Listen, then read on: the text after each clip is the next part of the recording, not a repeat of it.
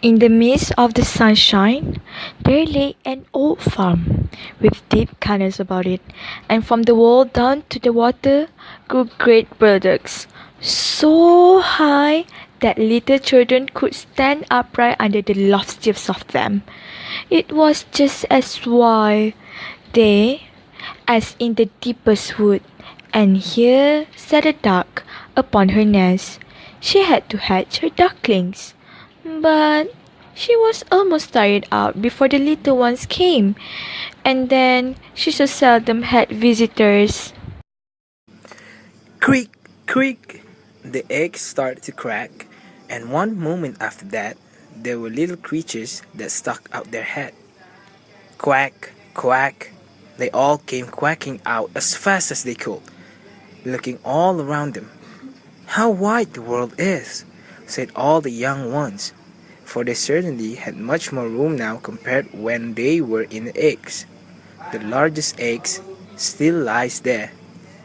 How long is that to last? I am really tired of it.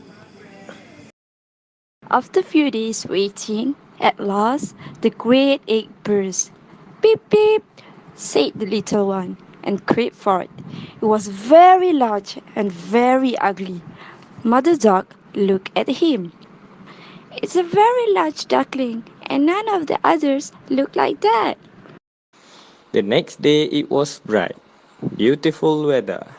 The sun shone on all the green trees. The mother duck went down to the canal with all her family. Splash! She jumped into the water. Quack, quack, she said, and one duckling after another plunged in. The water closed over their heads, but they came up in an instant and swam capitally. Their legs went off themselves and they were all in the water. The ugly grey duckling swam with them. No, he's not a turkey, said she. Look how well he can use his legs and how straight he holds himself. He is my own child. On the whole, he's quite pretty, if one looks at him rightly. Quack, quack, come with me, and I will lead you out into the great world and present you in the duck yard.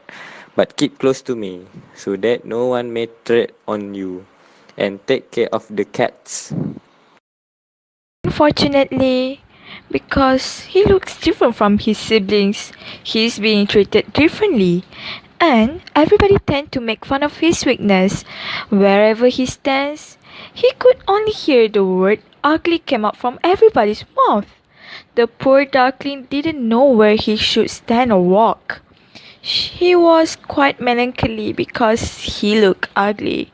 So, he went on the first day, and afterwards he became worse and worse. The poor duckling was hunted about by everyone. Even his siblings were quite angry with him and said, if the cat would only catch you, you ugly creature. And the mother said, if you only far away. And the ducks beat him, and the chickens beat him too. And the girl who had to feed the poultry kicked him with her foot. Then he ran and flew over the fence, and the little birds in the bushes flew up in fear. That is because I'm so ugly, thought the duckling, and he shut his eyes but flew on further. He swam on the water and dived, but he was sighted by every creature because of his ugliness. Now came the autumn. The leaves in the forest turned yellow and brown. The wind caught them so that they danced about, and up in the air it was very cold. The clouds hung low, heavy hail and snowflakes, and on the fence stood the raven, crying, croak, croak, for more cold. Yes, it was enough to make one feel cold to think of this.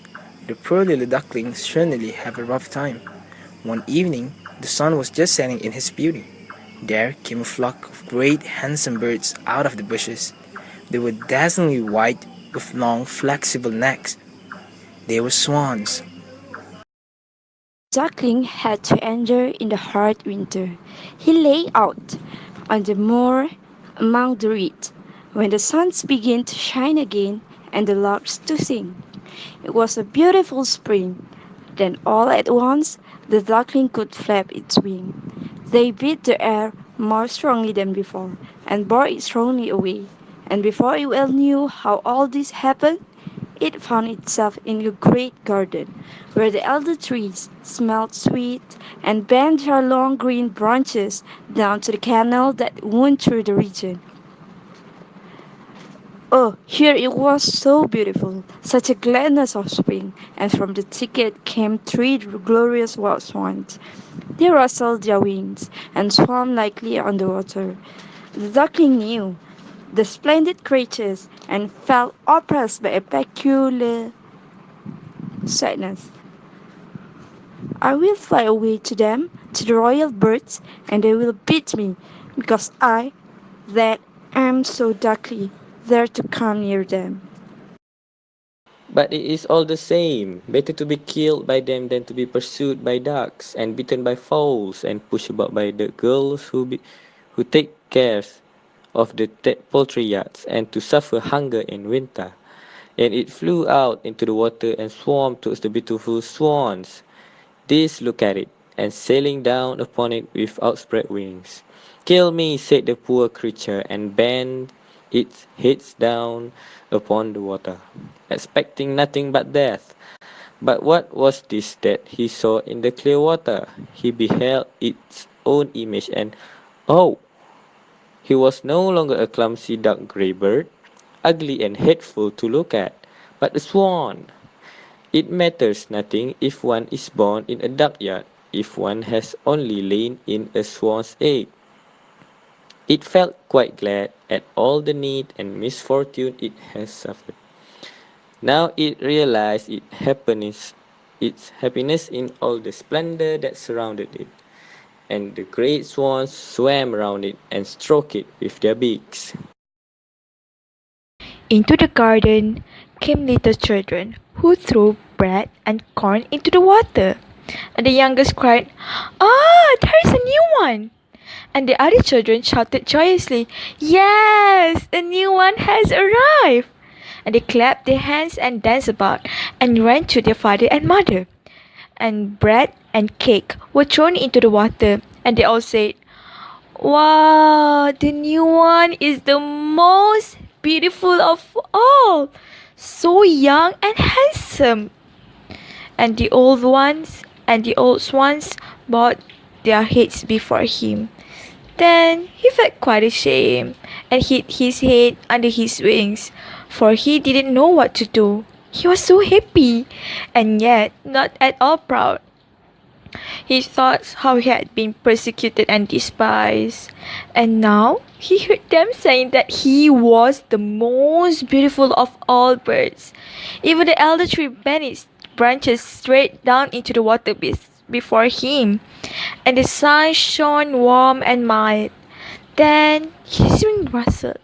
He lifted his slender neck and cried rejoicingly from the depth of his heart, "I never dreamed of so much happiness when I was the ugly duckling."